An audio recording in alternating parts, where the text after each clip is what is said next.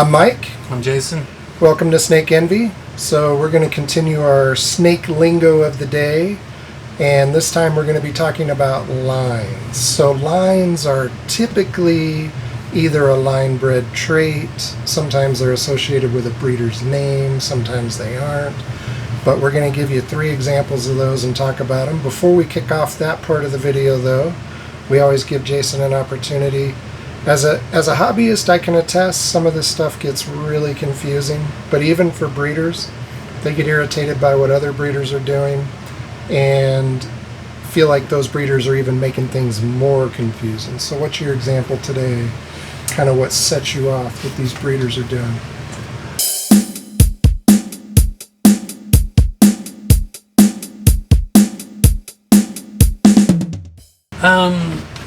Just overinflating prices like overnight.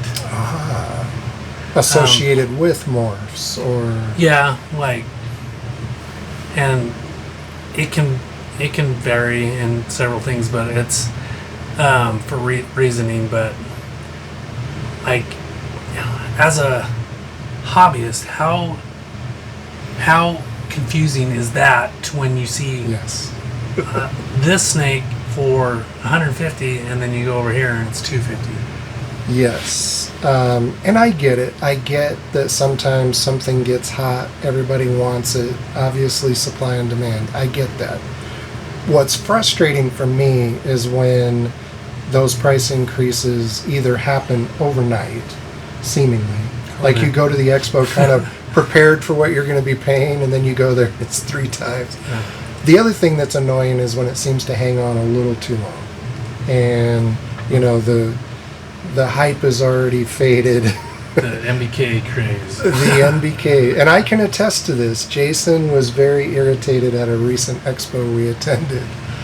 And your MBKs were. They were significantly lower. And we sold a ton of them because of that. Because other guys still had them kind of at last year's prices. Yeah, they're COVID prices. And like... Yeah. It's not COVID anymore. I mean, Right. COVID's out there, but it's like, this ain't the COVID years. And so, Yeah. I don't want to gouge people. I try to always be fair as possible with pricing. I've always tried to be in the middle somewhere. And I can attest to that. You were concerned about not being higher than they should be. All right, so let's jump into the lines that we're going to talk about today. We're going to start with Applegate. Now, Applegate is another one where some people might say morph, others would say line. I've always considered it a line, and there's a breeder's name attached to it. So tell us about Applegate. Applegate is a really famous name in the hobby, especially in colubrids. Bob Applegate, Robert Applegate, one of the first early breeders.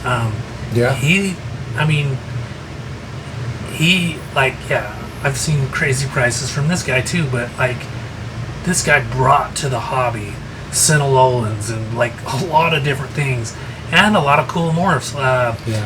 The albino Applegate San Diego Gophers is like still one of the most revered Pitchophis out there. And we're classifying that as a line because generation after generation after generation, it's just been perfected. And they're pretty consistent. And and if you start, it's good to outcross, but like sometimes when you outcross, if you don't do it properly, you can dirty the line. Yeah. And like you start seeing Applegates with, instead of that snow crispy white look, you get orange freckling in that. So yeah. Line bred. Yeah. And we, for what it's worth, go look at our past videos. We had the chance to interview Bob at Pomona, and he's officially retired now. Yep. So, end of an era. All right. This next one is really interesting. We're going to talk about Stillwater. But you can't talk about Stillwater these days without also talking about just referring to it as Stillwater hypo. Now, back in the day, there was Stillwater, Oklahoma locality bull snakes, and they were normal looking. They were fairly dark, fair amount of black. But over time, when did the hypo kind of become desirable? Was there anybody that kind of drove that?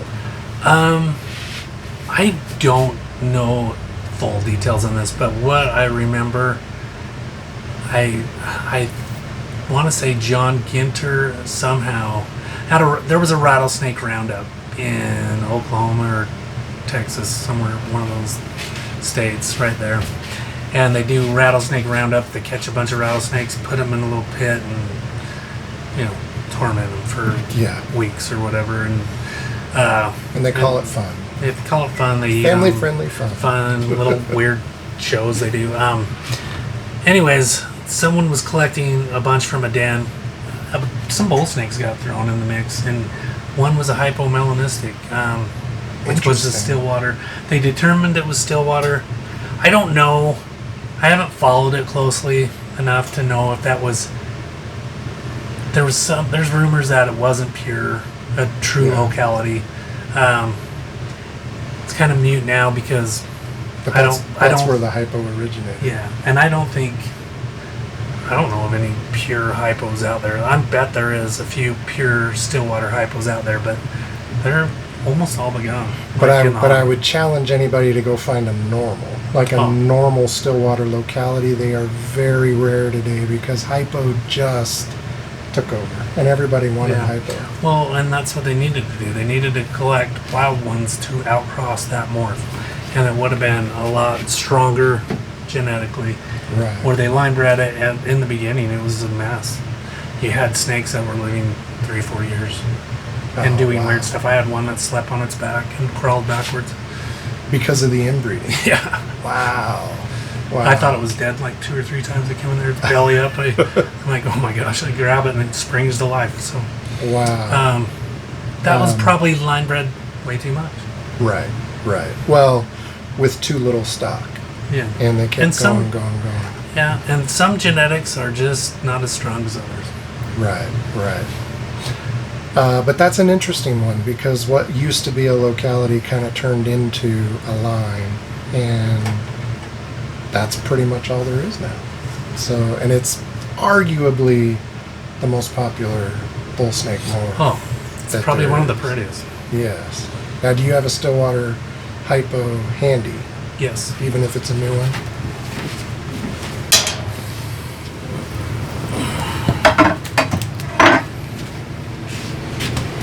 No. So you can see why these are popular. But another thing is too, they say that it's hypo is a lack of black or reduced black, and this is really not a reduced black. Some people think that this is not a true hypo. And so, I don't want to say, per se, but... Dave Kaufman was here last week, and you two were debating that, and it was interesting to hear you guys talk about it. But yes, we'll talk about hypo in a future video, but hypo becomes very subjective, and it can be both a gene or a visual trait. And I see all kinds of snakes online that people are describing as hypo. It doesn't look like hypo to me. And sometimes I see hypos that look more like a T positive albino or something, A male. And so... But the bright colors... Yeah. It's still one of the most naturally beautiful morphs out there in pits. They're amazing. It's a beautiful snake. Beautiful color morph. Without a doubt. It's understandable why they became so popular. But interesting about hypo being a little iffy on these. What is the third one you want to talk about? Red bulls. Red bulls. You can go with the there is some localities, some locality reds, but in general, I want to talk about not so much the locality. I want to talk about how the genetic works. In red, it's a line bred trait. You have to breed 2 reds to get reds. You can't. If you start outcrossing, you might get a few. You'll get some tint. Okay. To those shades colors, of red. but you won't. You have to line breed that color to get better. Interesting.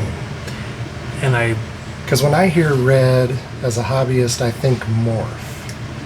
And it is a morph. It is definitely a morph, but it's a line bred morph. And if you're talking about like Kingsville, it can also be a locality. So, but red itself, genetically, you can line breed. And that's why I put it under this one instead of locality or a morph, is because it have to be line bred to create more of that same look. Interesting. And so nowadays the red's been out for a while, and you're seeing some amazing reds now because of line bred, and it's great to outcross, add new stuff in, like. Yeah, it doesn't bother you when that's happening.